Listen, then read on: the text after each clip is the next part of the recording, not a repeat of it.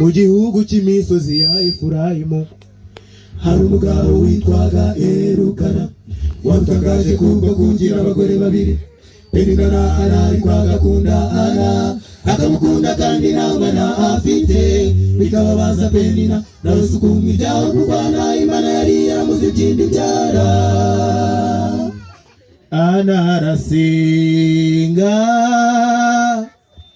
agira ati Nyagasani Nyiringabo, nureba umubabaro w'umuja wawe, ukanyibuka ukamumwana w'umuhungu uzamugutura. Aho wawe iminsi yose yo kubaho kwe, icyuma cyo gushana kizamugera ku mutwe iminsi yo kubaho kwe kose.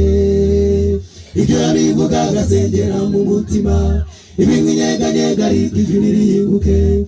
Umutambyi Eli aramubona ibwira ko yasinze, atuzageza isimbe ryawe wa mugore we, ati waretse vino koko. Anatinda umugore umutima wuzuye ishavu n'umubabaro, ntabwo nanyweye vino cyangwa igisindisha cyose, ahubwo nasukaga amaganya yanjye imbere y'Uwiteka. Umutambyi ati genda amahoro, Imana ya Isiraheli iguha icyo wisabye. Mu buzima bwawe bwose mugire nyambere, mu kazi ukora hose mugire nyambere.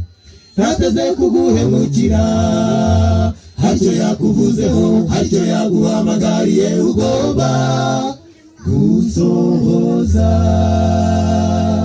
Mu buzima bwawe bwose mugire nyambere, mu kazi ukora hose mugire nyambere.